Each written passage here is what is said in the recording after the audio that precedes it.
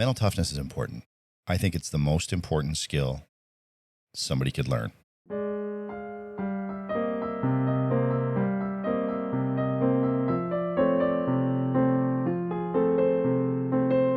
Hey everybody, welcome to today's episode of the Jeff Heilman Project. We're so glad that you joined us today on this podcast.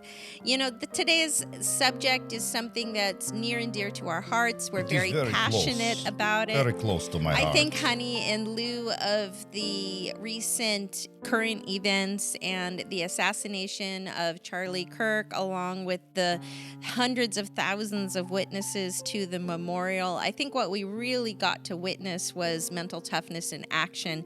And so I really do think that this is an important subject, regardless of your political points of view, whether you're in agreement or disagreement, whether you're for or against. Being able to be educated on mental toughness, getting through stress, being able to endure hardships personally is just like a very, very important and necessary life skill in my book. And so what I think I would like to present to you or ask you about, if you could just give us an overall definition when somebody says they're mentally tough or that they study the components of mental toughness. What does that mean? Well, first of all, I think that mental toughness has been my favorite subject. Ever since I first heard, there were two kind of triggers for us to get into this concept of mental toughness. And it's to me, it's mental toughness and creative thinking. Because the creative thinking is what I call option 3. That's your ability to stay in frame. What I'm now learning is that it's the parasympathetic. I promise that's the biggest word I'll use today. But it's the parasympathetic nervous system, the nervous system that operates outside of stimulus or fear or triggers, that if the only two options were fight and flight, that's your sympathetic nervous system. And then the parasympathetic nervous system is what they call rest and digest. So how do we get to rest and digest? What does option 3 actually look like? And let's look at the creative thinking. If you ever look at somebody that says, oh, I wish I'd have said that to such and such, or I wish I'd said that. You think of a good response. You think of a really good response. 30 minutes later. and it's late. It's because that's after your sympathetic nervous system is calmed down and you're no longer compromised or dealing with cognitive bias and duress and stress and pressure, then your mind unlocks. So mental toughness is about getting you to click over to the parasympathetic nervous system so that you're constantly creative even under pressure, so much so to where some people actually become almost apathetic when they don't have enough pressure on them, and then when the pressure's on, they click over and they're like, oh, this is my creative spot. So to me, it's mental toughness and creativity. Creative thinking, creative problem solving are the aspects that fall under our bucket of mental toughness. It's my favorite topic. I've been obsessed with parasympathetic and sympathetic nervous systems and the difference between the two, and frame control and FBI hostage negotiation and talking people off the ledge from the suicide hotline. Like how do you do that? Oren Klaff, Chris Voss. Well, when you're talking about that, the first person that I immediately think of is it Alex Hanoit? Hunold. I think Alex it's Hunold. Yeah. Andrew, maybe you can help me with that. But yeah. Alex Hunold, and when you're watching Free Solo and you're watching the... God, but you know... it's fascinating, but it's also... He goes to a different place. I remember when they're talking about them putting him in that... Didn't they put him under a lab study and they compared his brain and they showed him scary images and he didn't even respond to the things that were supposed to... Normal stimulus to say... And then they took him through a simulation where it's like, okay, you're 2,000 feet up on the rock, it's raining, you're out of chalk, you screwed up on your weather report, your hands are wet, you have no way to dry them off, and you can't go up and you can't go down, and what do you do, right? And then his brain was like, doop. a little. A little, that's interesting. What in the Star Trek, the Kobayashi Maru, right? Yeah, the Kobayashi Maru syndrome, right? The no-win situation. Being able to handle the no-win situation. Little doop. But that's what So- this is all about, and that's why, So- not to treat what happened recently lightly, because it certainly isn't. We're trying to bring but yet levity to a very difficult situation. We're seeing but someone like Erica and her ability to. Madeline just kept saying, "Wow, I want to be a wife like her, like in some respects someday." Just to be able to have poise under pressure, to be able to handle the assailant, and to be able to act as you would, in a triage situation, and be That's right. able to know where to go and where to apply pressure and where to be able to handle intense, stressful situations as soon as they come up. So is there any kind of formula, or is there any kind of way that you've come up with that you can think of to be like immediately assess the damage and apply pressure and then maintain, and versus like fleeing, like some, it's very interesting. I'll tell you personal story, personal introspective story. When I got the phone call that my grandma had passed away, and I remember I immediately called. My aunt was on the phone with me. They lived less than a mile away, or like 1.5 miles, and I said, "Well, where is she?" Because I'm expecting her to tell me, "Oh, they took her away and she's on her way to the morgue," or she's in the, I'm thinking every crime TV show I've ever watched, that she's being taken to the morgue, and my aunt says, "Oh no, she's right here." On the floor, and I'm like, okay, like, what do? You're 1.5 miles away, and it's like, well, okay, I'm coming over then. Like, it was just an immediate response of, I'm coming over, and then I go over, and there she is, and she was there, and we're waiting for the coroner to come, and like the whole thing and it was several hours, and it was something that I never thought that I would ever have to go through. And yet it was amazing at how much peace there was, and how much calm, and just how much like, oh, I'm okay. Like, the thing that I had built up in my mind that would be so scary and so terrifying and so debilitating actually ended up, under that intense amount of stress and pressure, to be very like almost efflorescent, or like floating. It was like we were floating through the whole entire thing and able to manage it. And so, I think that I don't know that we really know what we're capable of until we're thrown into some certain situations like that. But hopefully and certainly, when people work to not build things up in their mind in fear, but yet in faith of something happening, it seems like there can be a resolve, and that resolve is called peace through the storm. That's right. So you had asked me, what are the ingredients? Yeah. And I'll tell you too, mental toughness is important. I think it's the most important skill somebody could learn. It's resilience, it's disagreeableness. And disagreeableness does not mean disgruntledness. Disagreeableness was a phrase that I first heard from when I met and had that little bit of time and my picture taken with Malcolm Gladwell.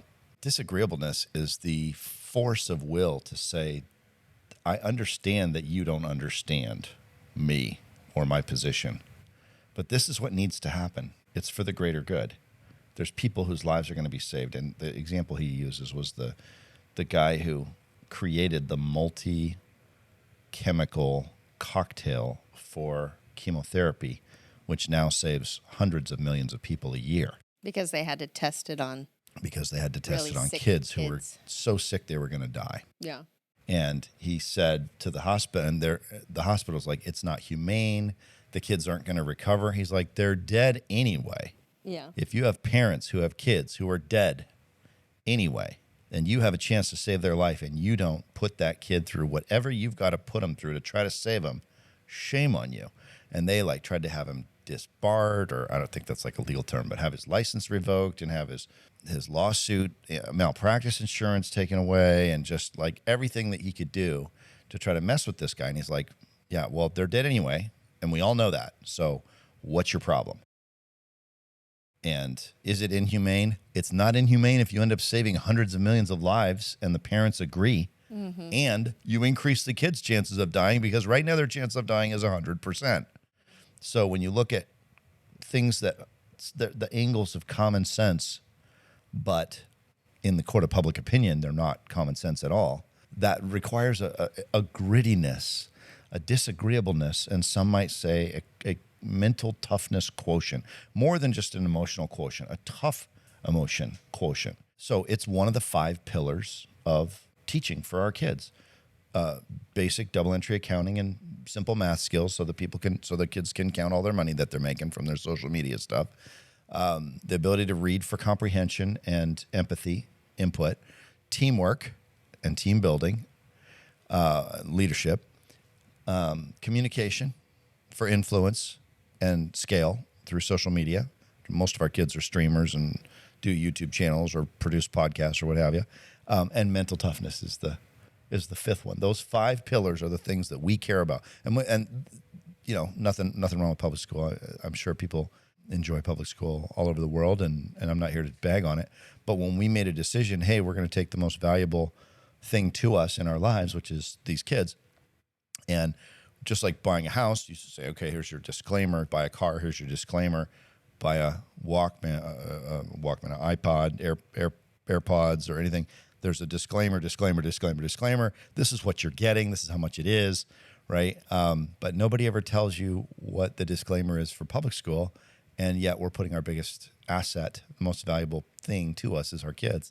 We're putting our kids in there, and they don't tell you what it costs, and they don't tell you what you're getting in return. And to clarify, I have reframed that it is not public school, it is traditional schooling, because we went through private. We've toured private schools, we've gone to public schools when we were deciding, and the common denominator, regardless of whether it's private or public or Montessori or whatever, if you're in an environment where you're all seated and you're all having to learn through an A through F system that does not involve pass or fail or creative aspect of conversation and thought and dialogue, then that is the system that we oppose. I would say any traditional system. So I just call it traditional That's system. fine. Yeah, and versus, I think private school is probably a little bit more clear about how much it costs, first of all. Yeah, that's true. And about what you get, which is, you know, college prep. Mm-hmm. You know, they call it a college prep school or what have you, because that's what they're trying to do, is get you ready for college, get you into college. And they publish statistics on how successful they are at getting your kid into college. But the reason why we don't put our kids in any type of traditional school is because when we said, look, just these 5 things, just 5 simple things: double entry accounting, reading for empathy, teamwork and leadership skills, communication for social media scale and income as influencers, and then mental toughness. Just those 5 things. How many of those 5 things do the traditional schools teach? And the answer is 0. 0. But it just makes me so mad, Jeff. I get so pissed off, and I'm using the P word. Disagreeableness factor. I get so upset at the A through F branding system, because what it creates black and white thinking, and there is no mental toughness in black and white thinking. See, I think that's the misconception. I think people think, well, in order to be mentally tough, you've got to be black and white. You've got to be, you know, unable to conform or unable to be open to being able to accept multiple types of opinion. But when you have an A through an F system that says righteousness is perfection and idiocy and sin is F, and you're a failure when you're in an F system, then there is no room to become mentally tough, because once you're branded an F student or once you're branded an A student, there is no room for improvement, there's no room for learning, there's no room for growth. Yeah, they've said, you're an F, you're a dummy, you're branded as this thing, and you know, if they don't have happy parents at home, a solid marriage, somebody that can coach them, pull them out of that. And let's not forget, there's one type of learning. There's classroom learning meant for dummies, and if you can't even pass that, you're the dumbest of the dumb. Yeah, and if you're smart, that's what makes me mad. You can't move ahead. You can't read ahead. Like, if I look at it, school is set up to teach failure and mediocrity to the absolute minimum viable dumbest students that there are out there, and that's the target.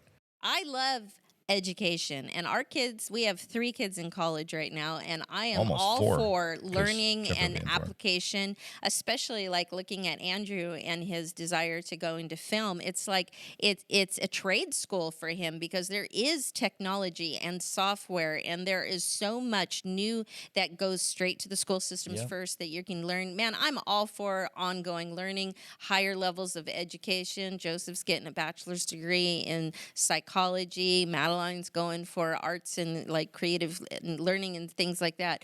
But in that college system, you're able to drop a class if you don't like it, if you don't vibe with it, don't agree with it.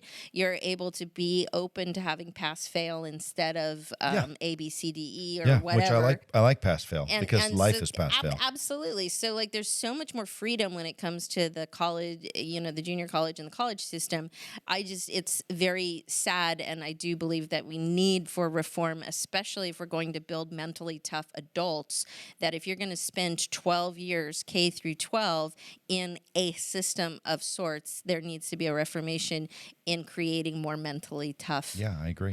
human beings. And that's what we're really talking about today, is just being able to get over the branding and the labels that you've had placed upon you growing up, and being able to shake it off and be able to be like, I'm mentally tough. Now, how much of the mental toughness do you think is thanks to getting your teeth knocked in and getting consistently told that you like what is the component that says, or what was it maybe for environmental you factors that made the click? The environmental factors that made the click for me were not good. And it wasn't until I started to apply the success principles. It's like you can't take away from somebody who's had the bad environment and expect that to create mental toughness. You have to infuse, you have to play offense. And so there are 2 factors in mental toughness from everything that I've seen. Number one factor is the narrative about who you are, your actual identity narrative. I didn't have a very good narrative growing up. And so it took me about 15 to 20 years of reading and studying and spending time with multimillionaires and billionaires, people who were successful in business, people who had a successful family, people who had they were successful as parents, successful marriages, successful in business, successful in money, successful in fitness, successful in the cars that they had and the trips that they were able to take and the freedom they enjoyed and the jobs that they did and the work that they produced and the things that they shipped and the creativity that they had. I had to spend 20 plus years around those people in order for me to adopt the narrative through osmosis that I'm a great guy. I'm a heck of a golfer, heck of an entrepreneur, great dad, great spouse, great family person. Like, I had to get that narrative going in the right direction. It was biblical material. It was books, tapes, CDs, DVDs, seminars that I would go to, podcasts I would listen to. I just bombarded my brain 24/7 for decade after decade to get that narrative right. And then I would go through exercises and write out my narrative and say, what's made up of a narrative? If you take a narrative, the story that you have, it's made up of ones and zeros. Right? Your SOS. It's made up of ones and zeros. And the ones and zeros are facts and opinions. And so if you want to get the narrative right, here's what you do. You write out your narrative, number one. Then you go through and you circle all the opinions in that narrative, which are just opinions anyway. And then you cross out the negative opinions. And then you rewrite those negative opinions as a positive spin, leaving the facts the same. We lived on $2,000 a month as a family of 5 for 9 years. That's a fact. And I thought I was trailer trash and worthless because I couldn't feed my family. That's an opinion. So an example of the narrative is you circle trailer trash, cross it out, learning how to make money, you rewrite it, and then you rewrite out your narrative. And once that story goes through 5 or 6 iterations and it starts to purify and you're like, hey, we lived on $2,000 a month, but I was trying. I still worked 2 jobs, sometimes 3. I had a side business in multi-level. I did a newspaper route and I worked a corporate job, all so that I could make a couple grand a month, which wasn't very much, but it was enough to keep the lights on. And thank God we don't live like that anymore. So that's an example of getting the narrative right. So 2 parts of mental toughness. One is the narrative. The other is recovery. Before we go into recovery, We'll if you cover could put recovery a pin maybe in on the that, next put a podcast, pin or- in that. Andrew, maybe you can get the name of Two-parter. it, or maybe Nessie. Two-parter. Nessie's off screen right now. Maybe she knows the name. But there is this Bluey episode, you guys. There is 8 minutes. I want to encourage you. Which one is it? It is the episode where Bandit has to draw. Remember, and the mom. What's the name of that? Oh, yeah. Do we remember what the name of that one is? Well, drawing. I think it's called Drawing. So if you go through Bandit, so the whole story is that the kids horse, and right? the mom and the dad and the kids are sitting at the table and they're like having this little draw off I and they're think I all could drawing do that.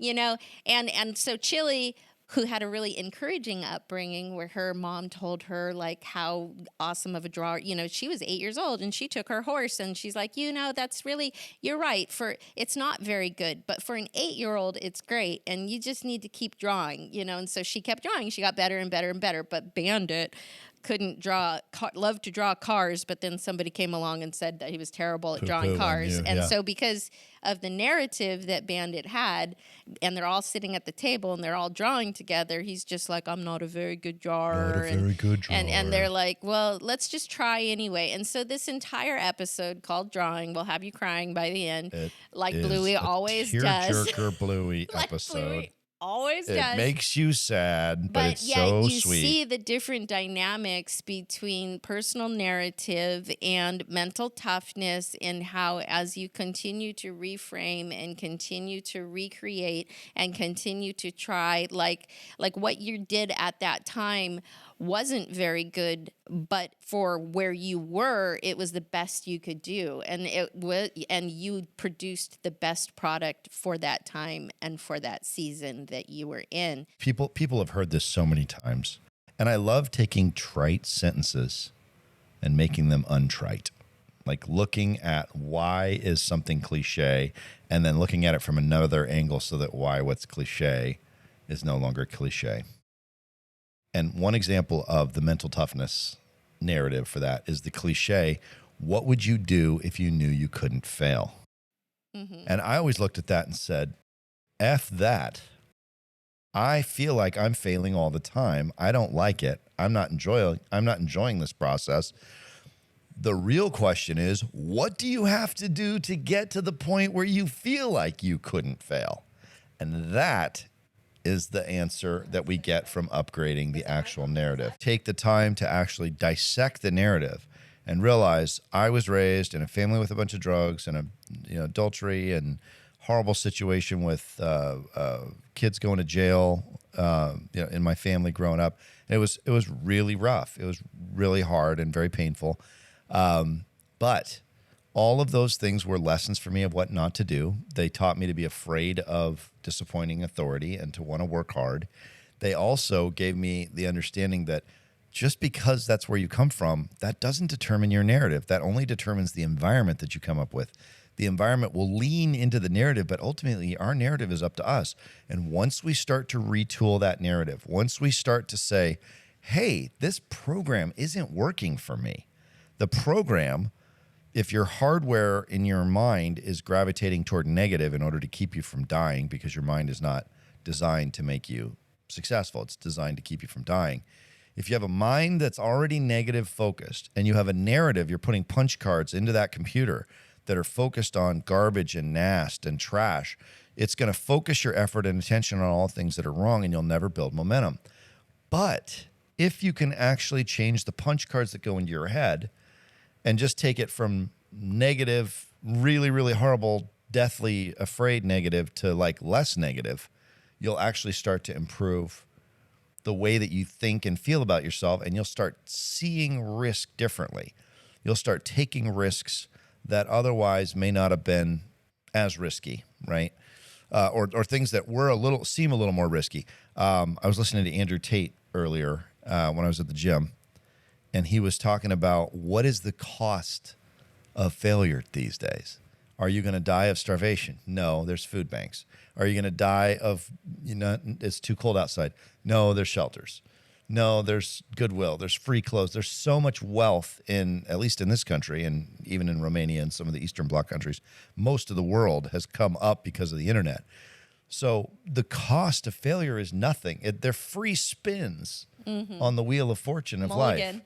You get infinite number of mulligans. Bankruptcy is a finance vehicle to get thrown in restructure prison debt. for debt. Used to be thrown in debt for debtor's prison because they didn't know how else to deal with it. Yeah. And now, if you borrow $10 million, they ruin your credit. But if you borrow $100 million, the banks will partner with you because they do not want you to fail. Right. They do not want to assume your real estate. So we look at this world of people who are inundated with things around a horrible narrative where it's never been easier to make money in the entire history of the universe, and yet more people are whining and complaining and really wetting on themselves about how hard the situation is because their narrative is so weak. And so once we start to upgrade that narrative by tearing out the loser opinions, the negatively charged opinions, and we replace those with positively charged opinions, that narrative starts to hold water better. And then the physical side of it is the recovery cycles. The biggest thing that I've seen in corporate life, working from home means work all the time. Mm-hmm. From the minute you wake up to the minute you go to bed.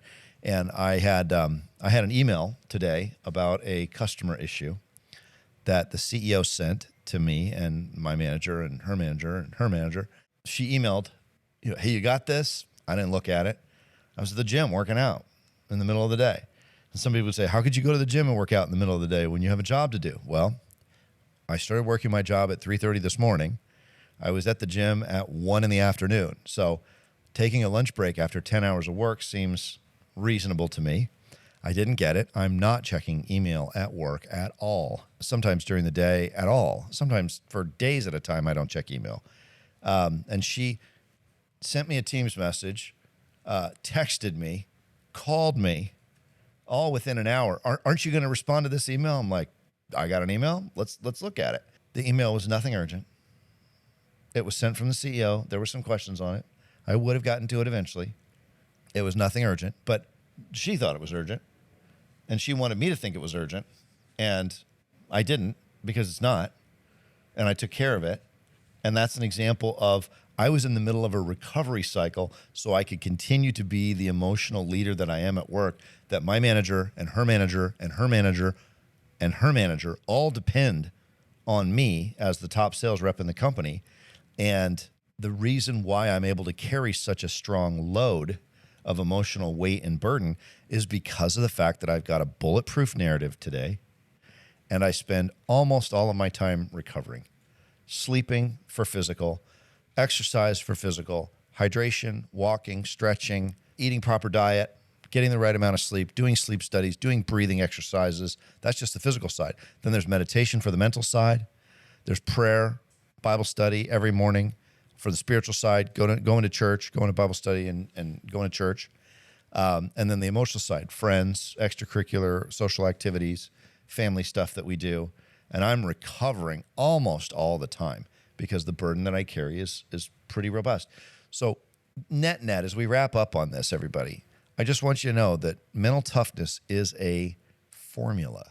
You can become more mentally tough, and it'll come as a direct function of how well you've done to surgically remove the pancreatic cancer from your narrative in the form of opinions that are negatively charged and attached to actual facts, which your subconscious mind can actually handle unbelievable damage and trauma in facts with no problem.